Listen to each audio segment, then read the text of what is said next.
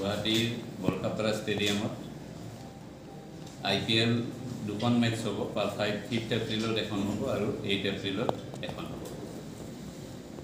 উক্ত দুদিনত যাতে আমাৰ ট্ৰেফিকটো আমি ৰাস্তাত স্মুথ কৰি ৰাখিব পাৰোঁ, যাতে জনসাধাৰণৰ অসুবিধা নোহোৱাকৈ আমি ট্ৰেফিকটো চলাব পাৰোঁ, তাৰ কাৰণে আমি কিছু ভেহিকুলছ মুভমেণ্টৰ ক্ষেত্ৰত ৰেষ্ট্ৰিকশ্যন আনিছোঁ।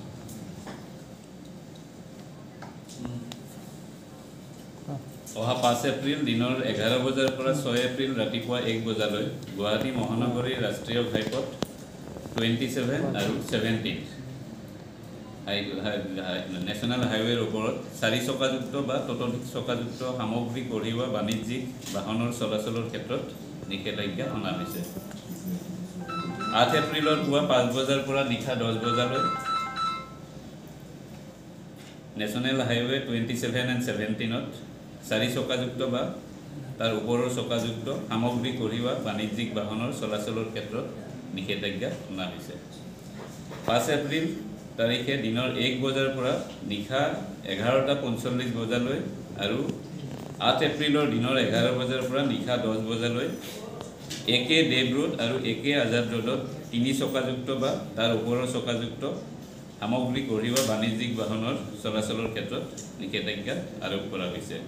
একে দেৱ ৰোডটো মই কৈ দিছোঁ যে একে দেৱ ৰোডটো আমাৰ যিটো চাইকেল ফেক্টৰীৰ পৰা যিটো লখৰালৈ যায় সেইটো একে দেৱ ৰোড, আৰু একে আজাদ ৰোডটো হ'ল যিটো গড়চুক চাৰিআলিৰ ফালৰ পৰা যিটো ফটাচি লাম্বাৰীৰ ফালৰ পৰা ফালে সোমাই আহিছে সেইটো একে দেৱ ৰোড। 5 এপ্ৰিল দিনৰ 3 বজাৰ পৰা নিশা 11:45 আৰু 8 এপ্ৰিল দিনৰ 11:30 বজাৰ পৰা নিশা 10 বজালৈ একে আজাদ ৰোড অৰ্থাৎ লখৰা ৰোডটো ওৱান ৱে কৰা হ'ব।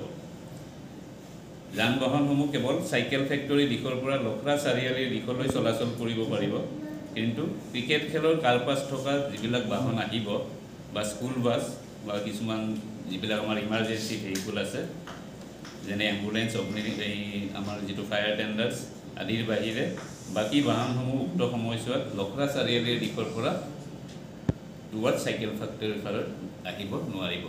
অৰ্থাৎ চাইকেল ফেক্টৰী ছাইডৰ পৰা লখৰা চাৰিআলিৰ দিশে যাব পাৰিব, কিন্তু লখৰা চাৰিআলিৰ ফালৰ পৰা লখৰা হৈ চাইকেল ফেক্টৰীৰ ফাললৈ আহিব নোৱাৰিব। এক্সেপ্ট যিখিনি কাৰ্পাছ হোল্ডাৰ আছে সেইখিনি সোমাব পাৰিব।